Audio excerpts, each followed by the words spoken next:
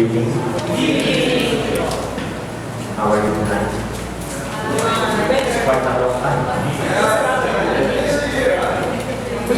So anyway, this evening I will be speaking about feeling guilty.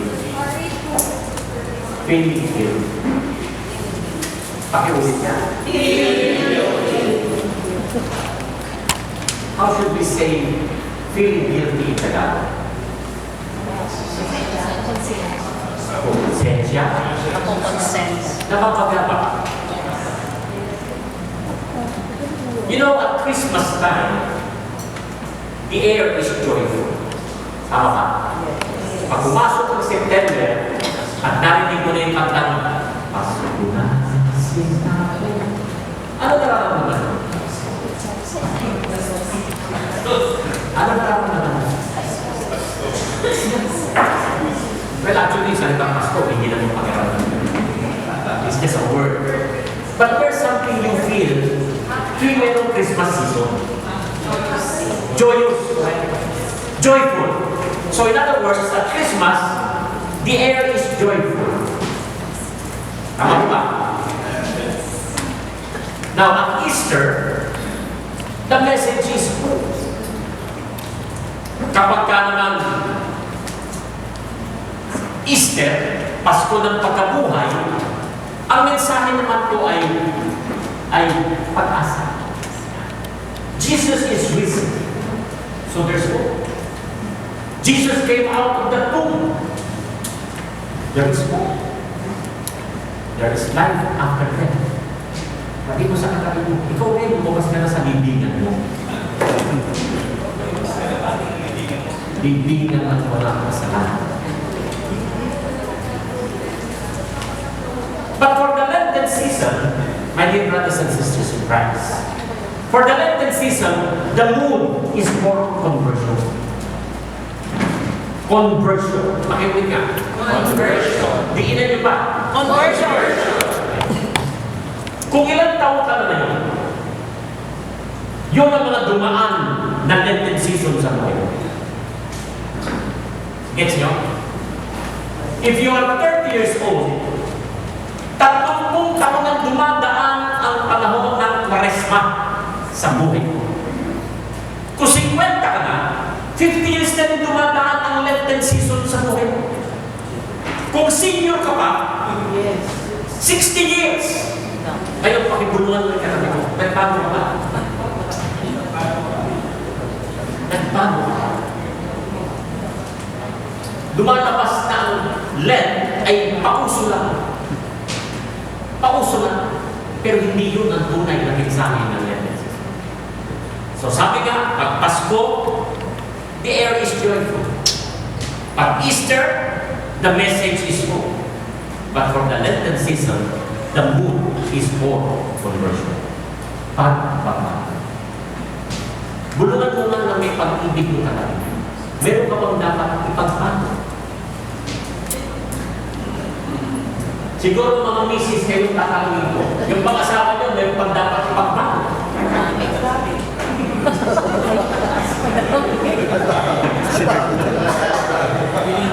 Balik ka rin naman natin. Mga mister, mga misis nyo, meron din bang dapat ipagbago? Marami.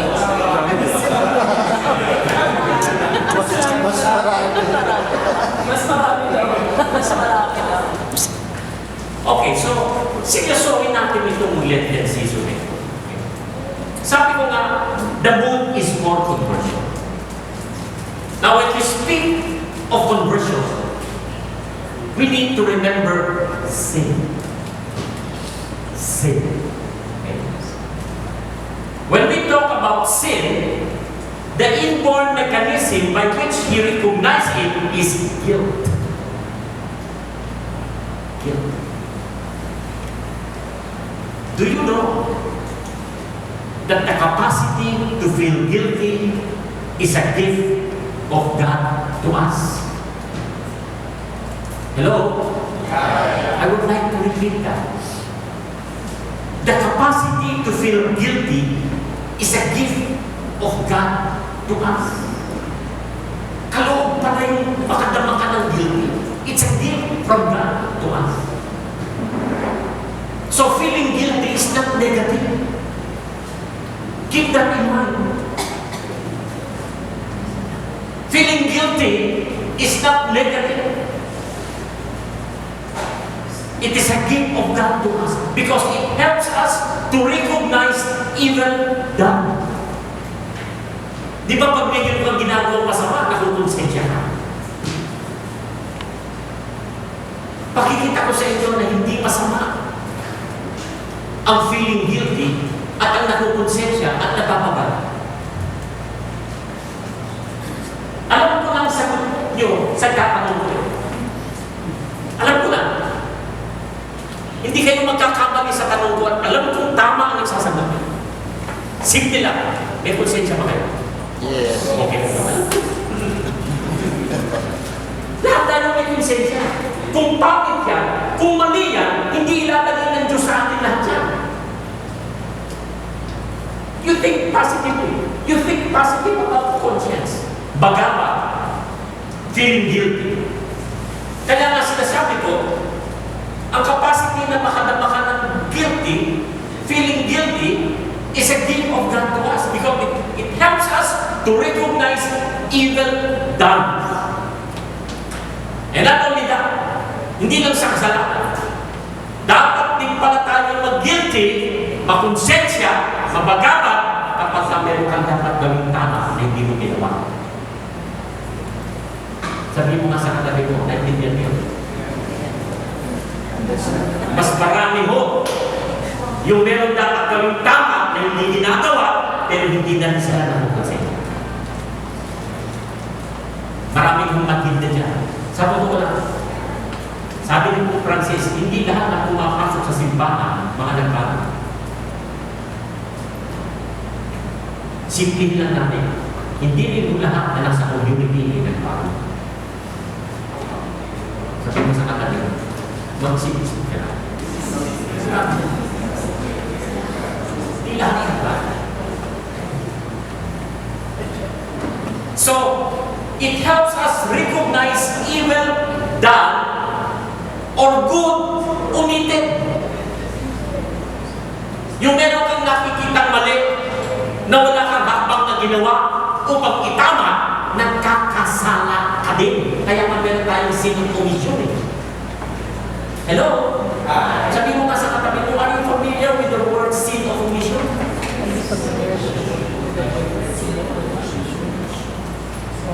Siguro the best way to explain what is sin of omission.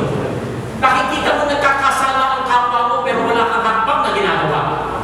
Kung tawagin yan literally speaking sa layman's term, you are partners in crime. You commit the same sin, the same gravity. Hello? Hi. Totoo lang.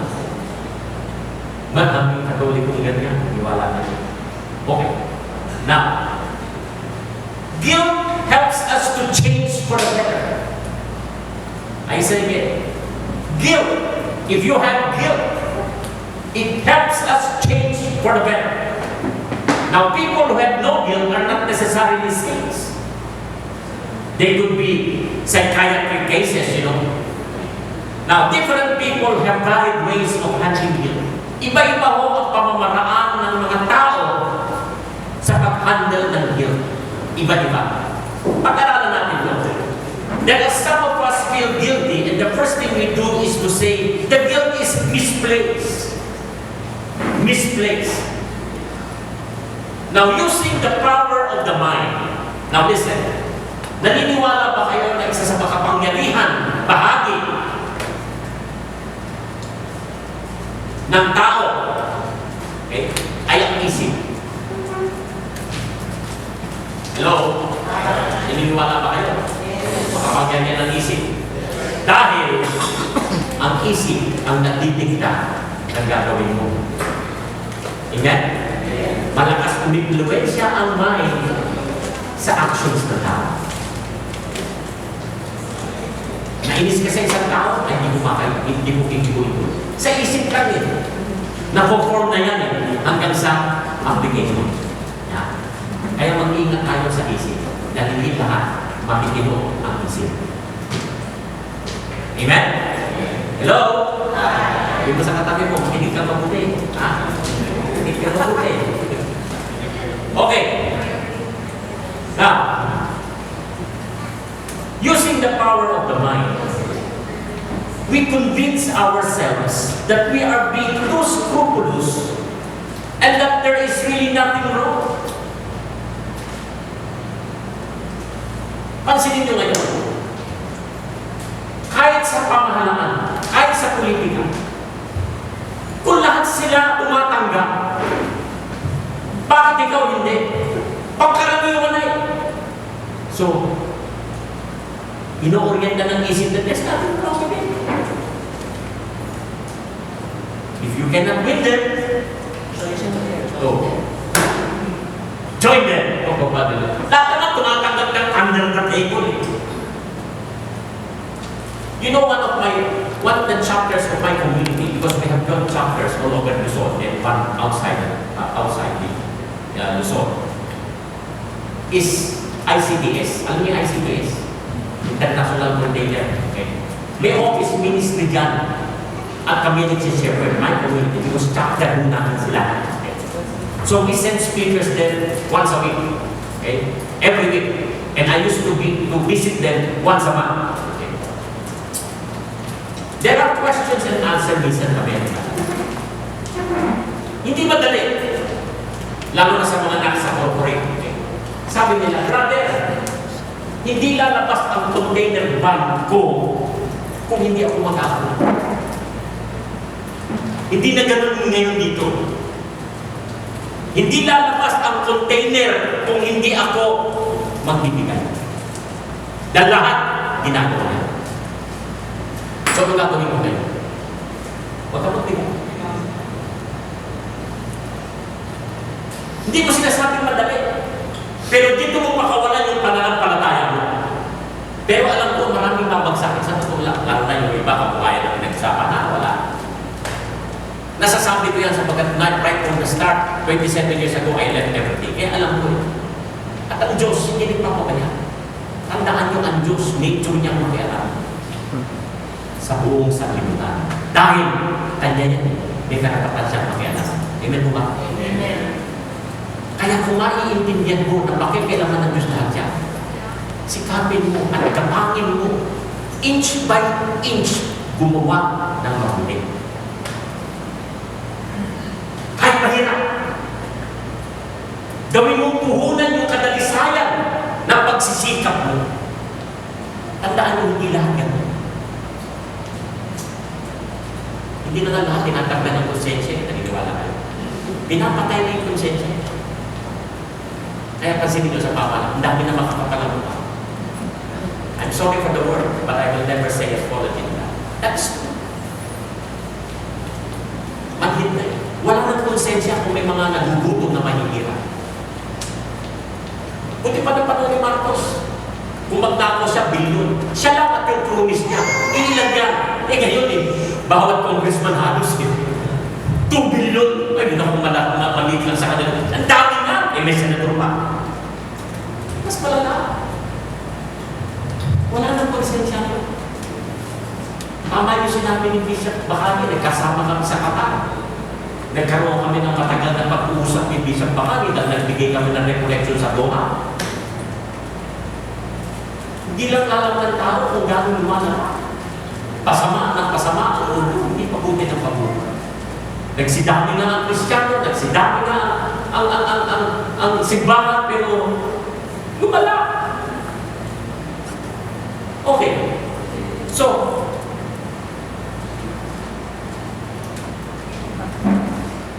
using the power of the mind, we convince ourselves that we are being too scrupulous and that there's really nothing wrong. Using our capacity to rationalize. Sa sobrang talino ng mga tao sa panahon na yun, ang daming mahusay mag-rationalize. Nahuli mo na sa cellphone na mayroong number 3, hindi pa aamin. Nahuli na sa cellphone na may nagsasabi sa mister mo, mag-iingat ka natin ha. Di pa aamin yan. Magra-rationalize siya, hindi siguro wrong sense niya. Wala nang konsensya. Buko na, ihirit pa. So, using our capacity to rationalize, we tell our conscience to shut up and stop acting up. Sa totoo lang mo, yung conscience sa Diyos galing. Yung feeling guilty sa Diyos galing. Yung pagkapagabag mo, kaya ka napapagabag, may mali. Kaya ka nakukonsensya, pero hindi tama. Kaya ka nakukonsensya sapagkat may kasalanan involved. Kaya nakukonsensya. Ang problema, pinapatay yung konsensya. Amen mo ba? We were the military during martial law. Pero the worst of all the worst, ngayon lang ako nakadinig dito.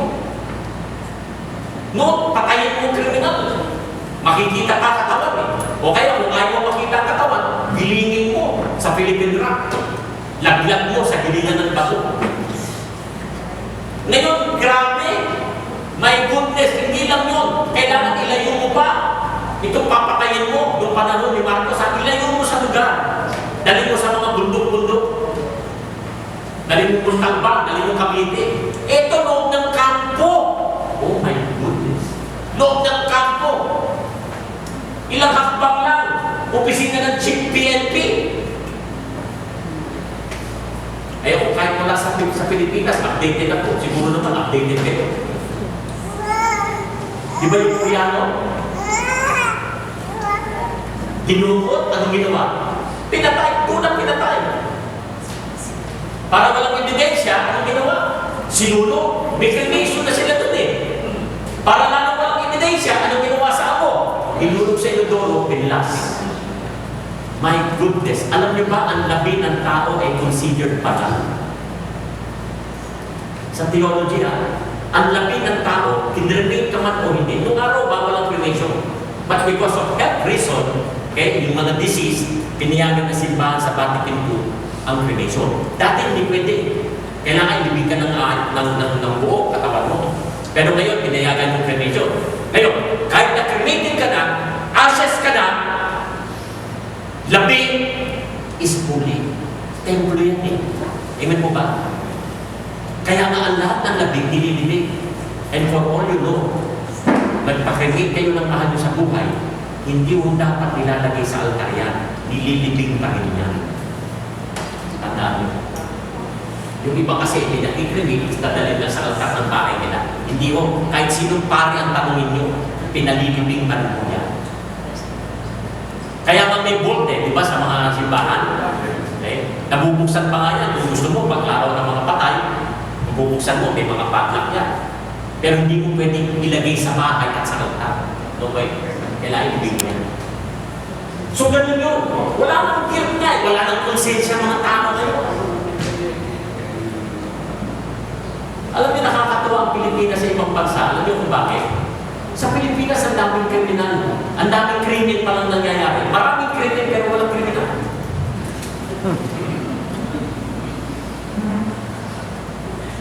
Nakakalungkot. Talagang nakakalungkot ka. Okay. Now,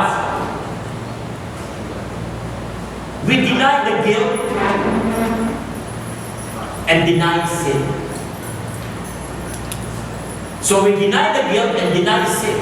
We numb ourselves and pretend that there is nothing to worry about. Yan. Sunod ito. Wala kang dapat alalahanin.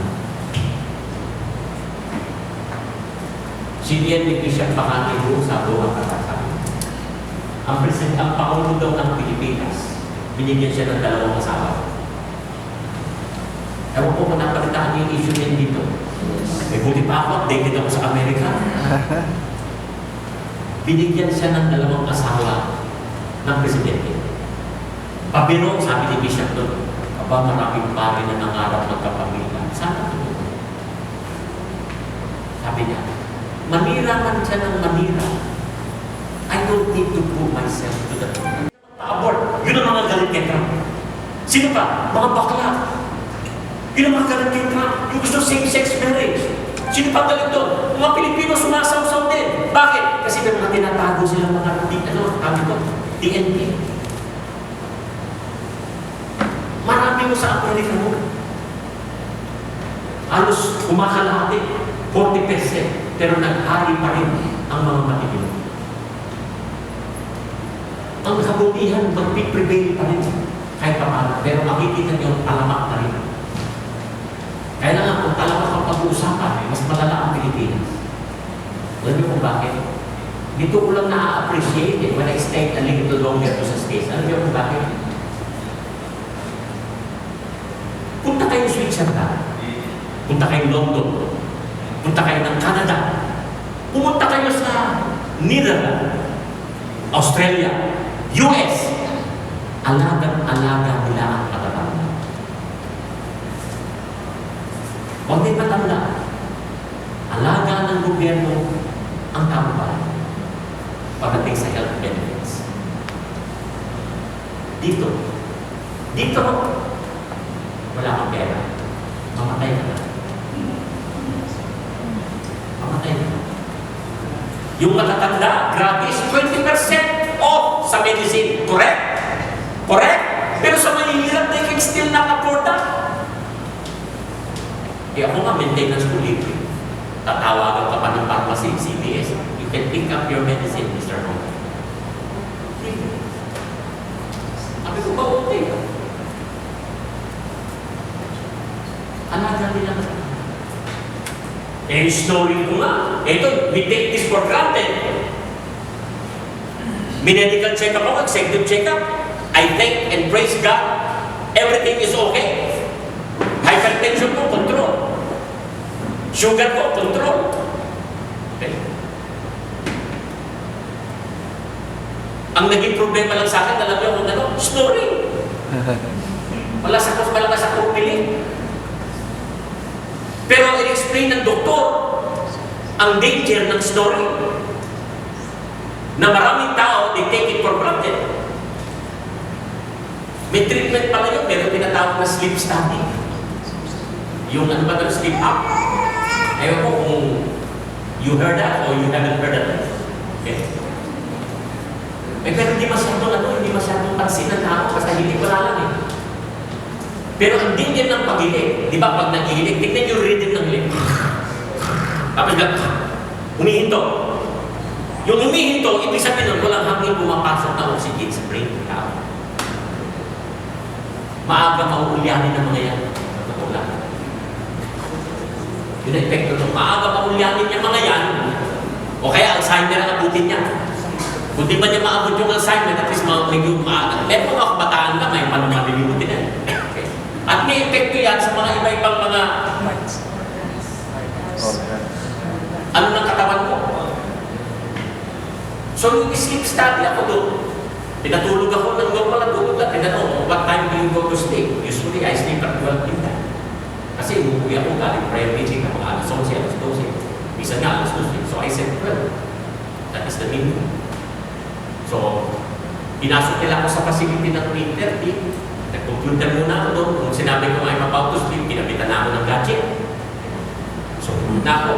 Sabi nila, there will be 2 parts in your sleep, or 2 parts daw.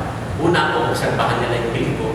Pangalawa, if I need to lagyan ng may aparato eh. Yung treatment nila, may aparato. Pinapili na ako kung ano gusto ko ilagay sa mukha ko. O yung buong ilong tsaka bibig. Yung ilong lang, o kaya yung ganun lang. Para oxygen.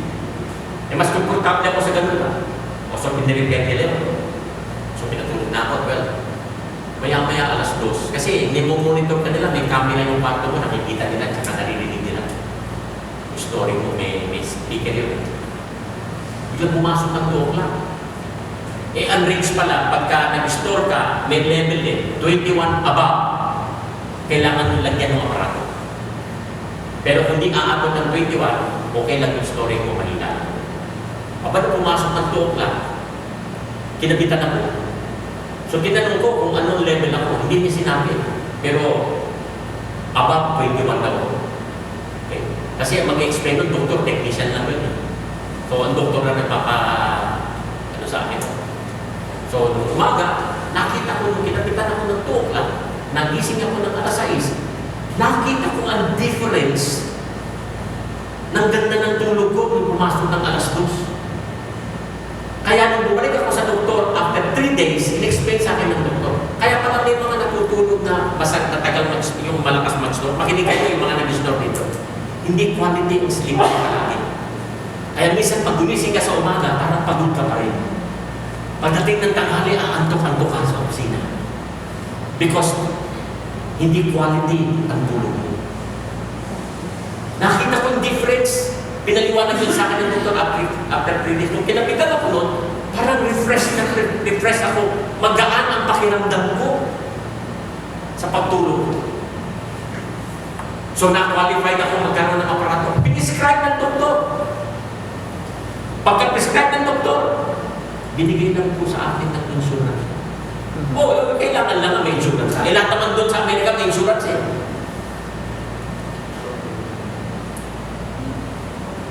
Pagbigay ka man ng co-payment, maliit lang.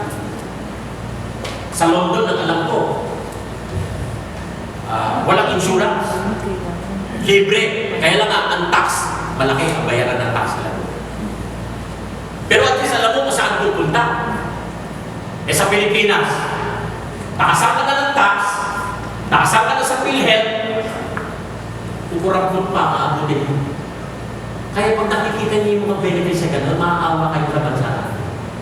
Talagang, we are very much well left. Kawawa. Gagamitin ko yung salitang kinakawawa, hindi kawawa. Bakit kano? Kaya ko sinasabing kinakawawa, bilyon mo ang namumulsa. Ilang? Kaya kinakawawa. Hello? Wala na message. Mga Katoliko ba? Mga nagsisimbay. Sabi ni Bishop Makani, I don't need to explain myself. But the statement of the President, sabi niya, pinag-aralan niya mabuti. Inulit-ulit niya. Ganito ang pagkasabi ni President. Yan si Makani, 2 asawa niya. So mahilig siya magbitaw ng salita na hindi masyadong tinignan ng ebidensya o whatever. No? Basta nakaparatang agad. 2 asawa niya. Itong in-emphasize si Makani. Hindi siya Makani. Tingnan niyo si Makani. 2 asawa niya. Tulad ko. Hello? Tulad ko. Ano sabi niya? Pinagmalaki ka niya. Tulad niya. So there's no repentance in the part of the President. Tapos palakpak. Every time he says bad words, people clap. Correct? Correct? People clap. Bishop So, ano sabi sa akin when I was in Dagupan? Every time people clap, sa mga bad words na lumalabas sa kanya, yumuko siya. Nagnanak siya. Sabi ni Bishop Makani. So people clap when they hear evil words coming from the politician. Pag nagmumura, wala na, palakpak na. Sabi niya, kapag ang tao pumapalakpak sa evil na lumalabas sa bibig na narinig niya, nagkakasundo ang spirito nila. Makinig kayo, nagkakasundo ang spirito nila. The evil in the politician and the evil in the person, they understand each other. Amen? Amen? Did you get it? Di lalo na yung bumoto. Di lalo na yung bumoto. Meron lang akong tanong. Bago nyo sabihin mali yung sinasabi namin. I'm an evangelist. I say words most people doesn't want to hear. And I don't care. Are you Catholic Christians? You are Catholic Christians. But not all of us are practicing Catholic Christians.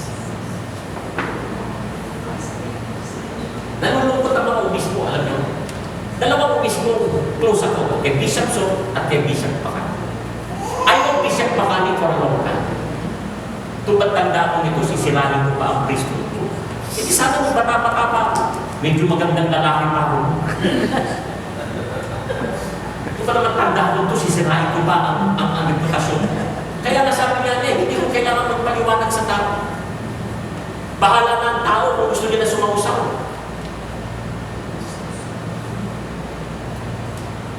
Our church is not perfect. Yung mga tao sa simbahan, hindi man perfect. They may have shortcomings.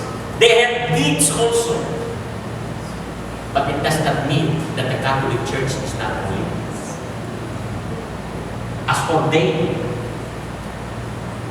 they are ordained to minister, and that is holy. Their ordination is holy. Yan ang nakakalungkot. Amen? Amen? Amen. Okay. So, others face guilt by journeying into the unseen self. Meaning to say, seeing the self so dirty.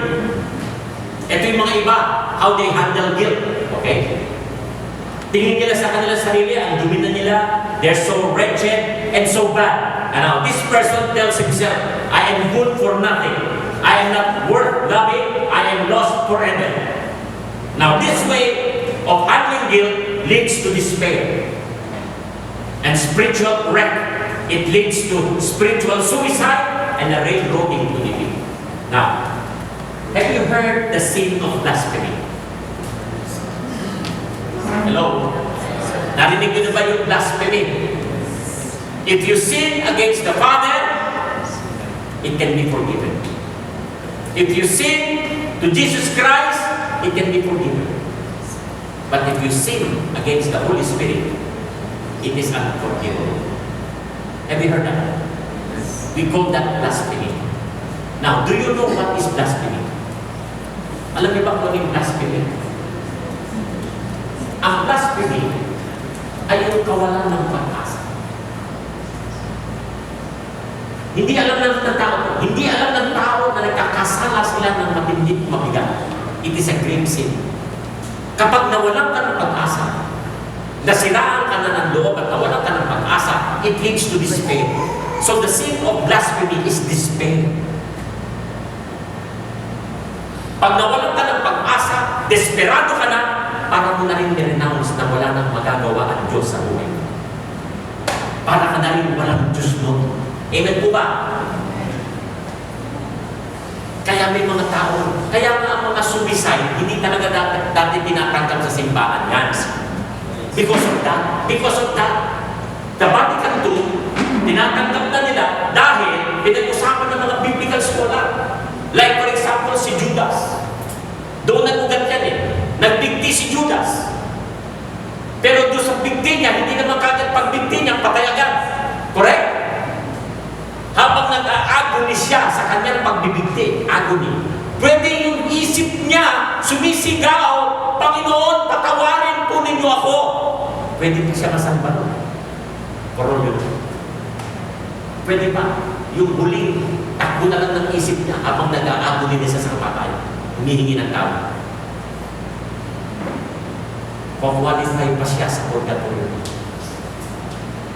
Pero, yung sin of blasphemy, despair, kawalan ng pag-asa, nagparil ka sa utak mo. Patay ka agad, tapos ka na. There's no turning back. You did not repent. That is the sin of blasphemy. You go ahead. That is despair. Kaya masama ang despair. Di ba marami sa atin nawawalan din ng pag-asa minsan? Amen? Parang normal sa tao, but it's a grave sin. Kaya nga yung despair, yun ang blasphemy. Yun ang pagkakamali ni Judas. He became despair. Okay? Yung bang guilt niya, hindi niya na-handle ng tama. Actually, dalawa naman sila ni Peter nagkasala pareho eh. Correct? Correct? Pero si Peter, nagbalik sa community. Hindi niya salawahan, siya'y tirador o trayador. Nagbalik siya sa community. Nagbalik siya sa mga alagad, sa mga disipulo. And perhaps, sa pagbabalik niya, nag-self-confess siya. Alam niyo, I denied the master 3 times. Baka lumapit pa nga kay Mama Mary yun eh. I denied your son 3 times. But because of the love of God, even Mary, I believe, has forgiven Peter. Amen? But Judas did not do that. He ended up suicide. O sabihin mo sa katabi mo, huwag ka magsusuicide. Mali yan. Kapag digdi ka. Okay. So, the Christian way of handling guilt is to see sin for what it is. See the self of who it is and take full responsibility. Take full responsibility. Take full responsibility for sin and beg God for new life. Amen? Now the prayer is, have mercy on me, God. In your kindness, in your compassion, blot out all my offenses. Wash me more and more of my guilt and cleanse me of my sin. In other words, the guilt is lifted up to God in a prayer of repentance. The guilt is transformed into hope and a fresh beginning. Sana itong panahon ng Kwaresma ito ay maging makatotohanan sa ating lahat. Amen po ba? Sabi ko nga, from the start, kung ilang taon ka na, yun ang dumaan ng Kwaresma sa buhay mo. But the question is, nagbago ba tayo? Sa totoo lang, seryosohin natin yung tanong na yun. Nagbago ba tayo? Nagsimula na ba tayo sa unang hakbang ng transformation na ginagawa sa atin ng Espiritu Santo? O hanggang ngayon, hindi pa tayo transform? Yan. Transform na ba ang commitment mo sa community ng Holy Family? O pawala-wala ka pa rin tulad ng prioridad mo ba mag-serve? Prioridad mo ba yung maghanap ng mga mag-asawa? Yan ang purpose ninyo eh. Correct? Correct? O sabi ko sa katabi ko, ilang kaluluwa na couples ang nadala mo o sarili mo pa rin ang nilalagay mo dyan. So ibig sabihin, may mga tao sa community walang silbi.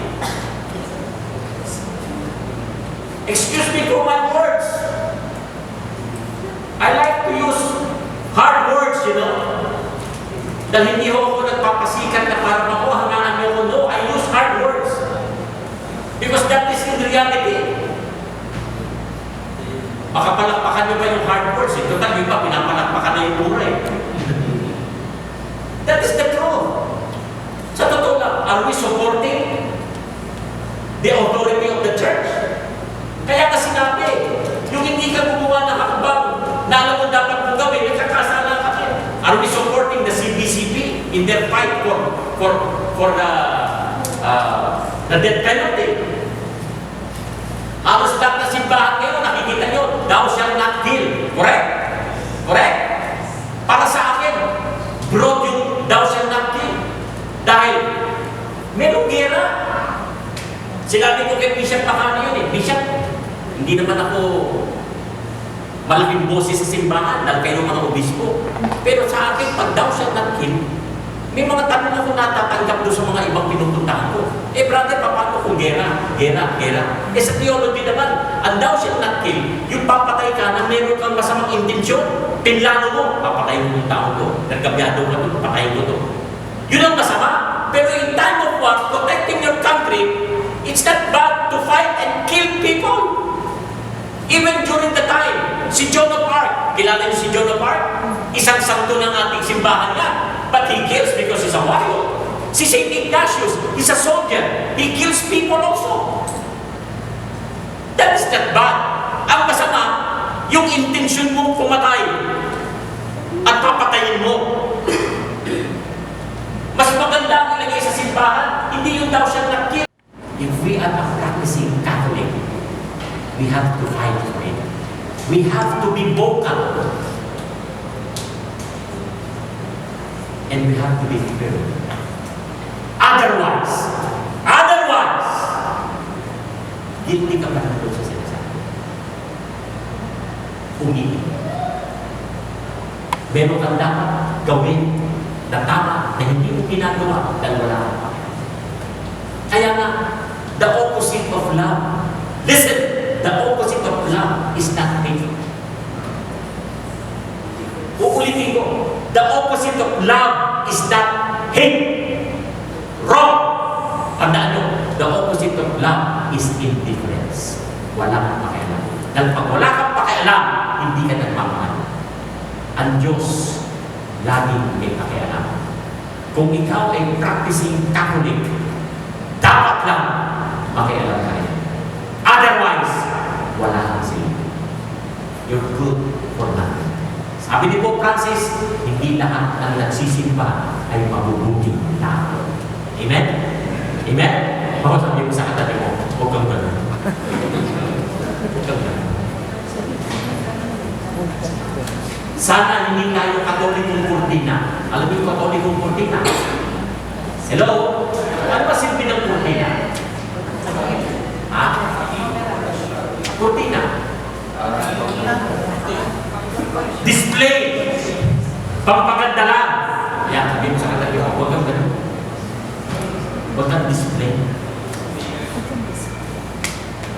You have to be a practicing.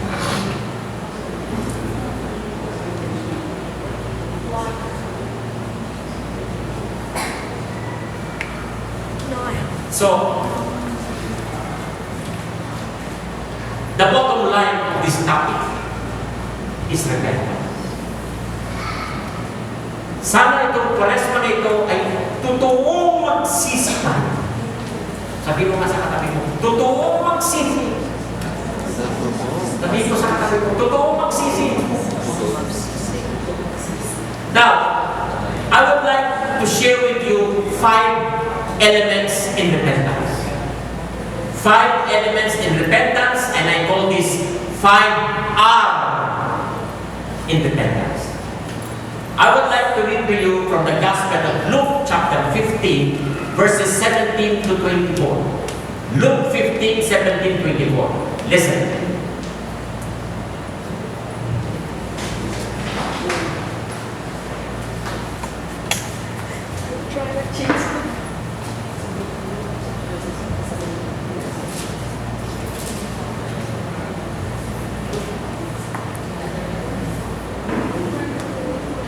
Luke chapter 15, verses 17 to 24.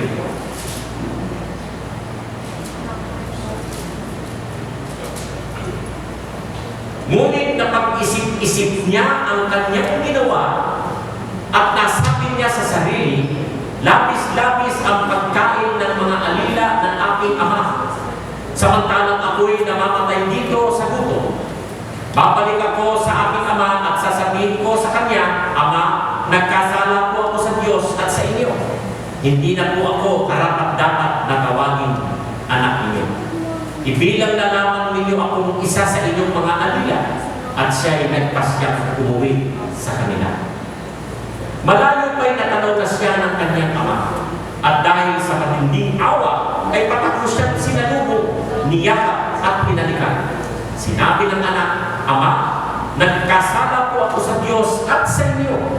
Hindi na po ako karapat-dapat na tawaging anak ninyo. Ngunit, tinawag ng ama ang kanyang mga alila, madali, kunin ninyo ang pinakamagandang damit at bihisan ninyo siya. Suotan niyo siya ng singsing at bigyan niyo siya ng sandalyas. Katayin ninyo ang pinagabang guya at tayo'y magdiwang. Sapagkat ang anak kong ito ay namatay na, ngunit siya ay nabuhay, nawala, ngunit muling natagpuan, at sila nga'y nagdiwang. Ito pong binabasa ko ay galing po sa Gospel ng Prodigal Son. Okay? Meron pong 5 elemento ng pagsisisi. Okay? Ulitin ko, 5. Okay? Kung tawagin ko ito, 5 R's. R. Okay. R. In repentance. Okay? Una, the first element, the first R of repentance is reflection. Kung babalikan natin yung verse verse 17. He began to think and reflect over his past. Di ba? Yung binasa ko, ang sabi, ngunit nang napag-isip-isip niya ang kanyang ginawa, he examined his conscience, feeling guilty. Are you with me? That is feeling guilty. Nakonsensya siya. Nang mapag-isip-isip niya ang kanyang ginawa, at nasabi niya sa sarili, labis-labis ang pagkain ng mga alila ng aming ama, samantalang ako'y namamatay dito ng luto. So, yun yung tinatawag na examination of conscience. Basic catechism, binasabi yan, examination of conscience. That is the first reflection. Second, after reflection, resolution. Resolution. Verse 18, balikan natin. Sabi sa verse 18, babalik ako sa aking ama at sasabihin ko sa kanya, Ama, nagkasala po ako sa Diyos at sa inyo.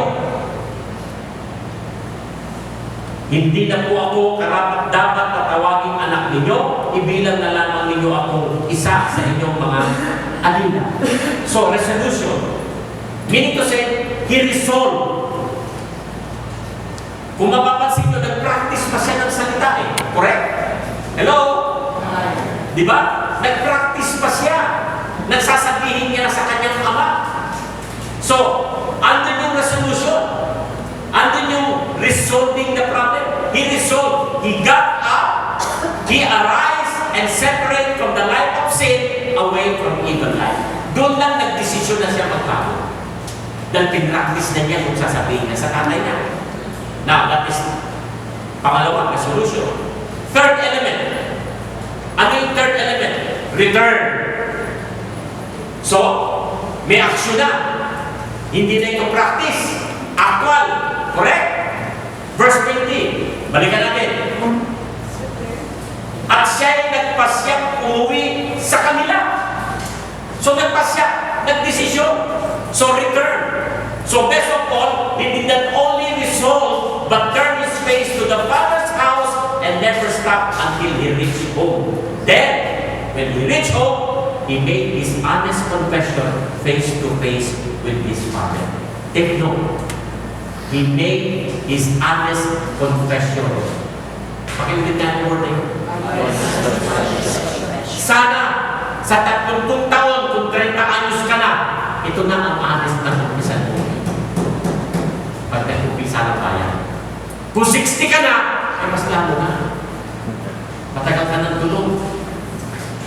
Eh kung 65, ako mas lalo na. Ang tanong nga sa mga senior eh, buti ka, buhay ka mo. May pag-asa ka. Correct? Are you with me? Okay. So, honest confession. So we go to number 4. Fourth element in repentance is restoration. Verse 22. Ano sinasabi sa verse 22? Ngunit tinawag ng ama ang kanyang mga alila. Madali!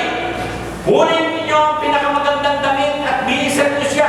Sutan niyo siya ng singsik at bigyan niyo siya ng sandalas. Katayo ninyo ang pinakamangguya at tayo magdiwa. Ngunit,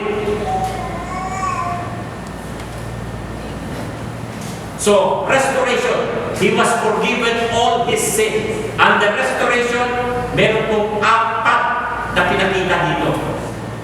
Ano yung 4 na pinakita? Under restoration. First, he was forgiven all his sin. Pinatawad siya sa kanyang mga kasalanan. Nakita niyo yung sincerity. Honest confession. Pangalawa, he was not treated as slave but as son. Di ba? Sinabi nga niya, hindi na po ko karapat-dapat na tawagin ninyong anak. Pero ano sabi ng mama? Madali! Kunin ninyo! Hindi inintindi yung sinabi niya, hindi na siya karapat-dapat. Ibig sabihin nun, he was not treated as slave but as son. Amen? Bumalik uli yung title niya bilang anak. Then, anong pangatlo? Na-restore sa kanya. He was given the best robe in the ring. Binalik sa kanya ang kabuhayan niya. Tingnan nyo. Kung kailan mo ginip ang lahat, Hindi ko hindi mag-retire. I should have retired at least 1-star or 2-star general. If my classmates made it to 2-star, why can't I? Oh my goodness, pag kami nag-usap-usap na kanunay, sinasabi ko sa kanila, siguro kung nagtuloy ako, baka nag-2-star din ako, tulad ko. Hindi niya pwede sabihin, hindi ka mag-2-star, bakit ka mag-2-star? Number 4 ako sa top 10, ikaw wala ka naman sa top 10. Ganyan kami mag-usap, nagyaya pa lang kami pareho, but I give up everything. Nakikita ng Diyos yun eh. Giniging pa po alang-alang sa Kanya. He will restore everything. O sige ngayon, sino mas bongga sa amin? Yung mga retired general o baka Diyos ko? Baka ako nakapagbigay ko ng tithing na 5 digits sila, di ba pagbigay ng tithing na kayo? Ako nakalibot na ako ng sa bansa kasi sila siguro eh, hirap na hirap palibot din. Unless may pabaho. Kailangan mo na magkaroon ng pabaho para makapunta sa mga gusto. Hindi ko kailangan ng pabaho pero makakapunta ako sa lahat ng gusto ng Diyos. Correct? I'm speaking on my own personal experience. Hindi ka gagawin poor ni Lord. Hello? Do I know poor? No. Of course, because I'm a child of God. Are you a child of God? Yes. Dagdag lang ng tiwala, please. Magtiwala lang na ito.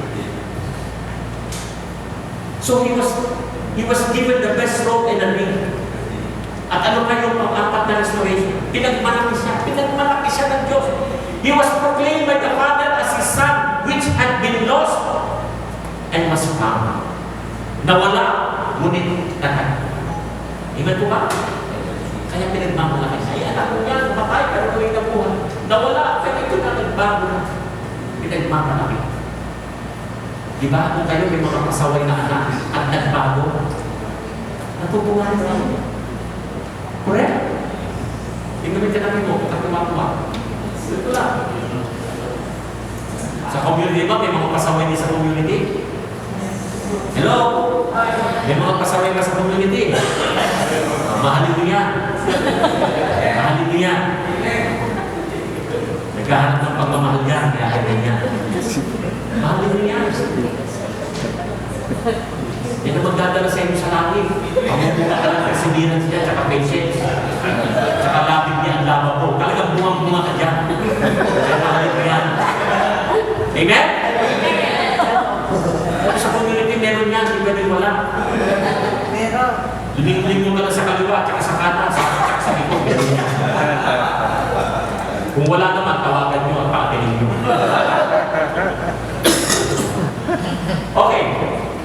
So, those are the 4 under restoration. Again, he was forgiven all his sin. He was not treated as slave but a son. He was given the best robe and a ring, and he was proclaimed by the Father as his son, which had been lost and was found. And the last, the 5th element of repentance, the 5th act of repentance is rejoicing. Rejoicing. Verse 24. Ano sinabi sa verse 24? Katayo ninyo pinagkamangguya at tayo'y magdiwang. Narinig niyo? Verse 23. Tayo'y magdiwang sapagat ang anak ko ito ay namatay na, pinagmalaki ulit. Ngunit siya'y nabuhay, nawala, ngunit muling natagpuan at sila ay nagdiwang. Ito. Gusto niyo ma-experience ang tunay na saya sa Diyos. Amen? Kung gusto niyo matutunan ang tunay na saya sa Diyos, tandaan niyo, kailangan meron hard-earned. No? Hindi ko madaling makuha yan. Certain level. Meron tinatawag kami harvest time. Hello? Harvest time. Ako, nasasabi ko ngayon, nasa harvest time. Dahil noong 1989, nag-desisyon ako, iwanan ko ang profession. Hardcore yun. Maraming persecution ang inabot ko sa kamag-anak ko sarili at kamag-anak ng misis ko. Pero nag-awang kamay kami makasama, hinarap namin yung persecution na yun, nag-survive. Hindi lang yun. Diniscourage kami ng tadhana. Ang dami. Hindi ko na kailangan may kwento sa inyo. Talagang kukulangan tayo sa mga. Pinagkakatano ni Lord sa Isabela, yun ang tatandaan nyo. ko sa eskwela, Lord, ganito pa maglingkod sa'yo. Lalo dumadami yung problema. Naputulan ng kuryente, naputulan ng telepono, okay? Naputulan ako ng ang daming nangyari. Baka kayo lang, di ba kayo nasubukan maputulan ng kuryente? Ako nasubukan ko maputulan ng kuryente. Naputulan ng telepono. Pero gumawa ng paraan ng Diyos. Nakikita ko. Kaya nasanay ako na ang Diyos, pakialam niya. Tandaan niya. Nakikialam niya. Tinitignan lang niya ang bunga mo, ang pangumunga mo. Tinitignan niya yung fruit of the Spirit niya kung nagmamanifest na sa iyo. Amen po ba? Suriin niyo mga sarili kung nagmamanifest na yung Espiritu Santo sa iyo. Kung ikaw ay mahaba-haba ng pasensya mo sa mga taong nakabwisit sa paligid mo, yan, ganyan. Amen? So, brothers and sisters in Christ, you will experience the peace of God. Ito lang ang pang-iiwan ko sa inyo bago tayo mag-iwan. Sa contemplative, inaabot mo ang sariling kalooban. You go to your innermost being.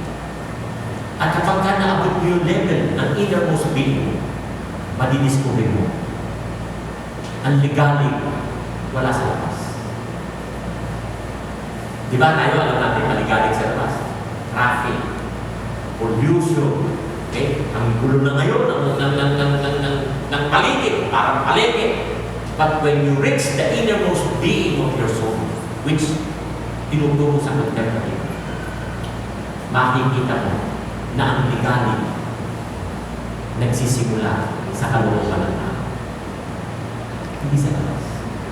Pag na-master mo yung ligalig sa kalooban mo, papalitan niya ng kapayapaan. Pag pumalit ng kapayapaan ng Kristo, kahit saan kadalin na magulo, compose ang panatag at kapayapaan at saya sa puso. Yan ito ba? Strength yun. Kahit balitaan ka ng bad news, makinig kayo. Bad news ang binalita sa'yo, pero naabot mo na yung innermost mo. Tatanggapin mo naman kaya ka. Tama na. Ganun. Eh yung ba hindi pag-bad news eh? Ano? Sino nasabi gawin niyo yun? Hindi dapat tayo na ginagawa dyan. Dapat tayo ganito. Ganun tayo. Ganun tayo. Pero pag naabot mo yung level ng innermost being mo, in contemplative, kahit bad news, sa trabaho, sa opisina, may palpak, sa anak mo na nagwala, sa anak mo na buntis, anak mo bakla, compose. Ganun.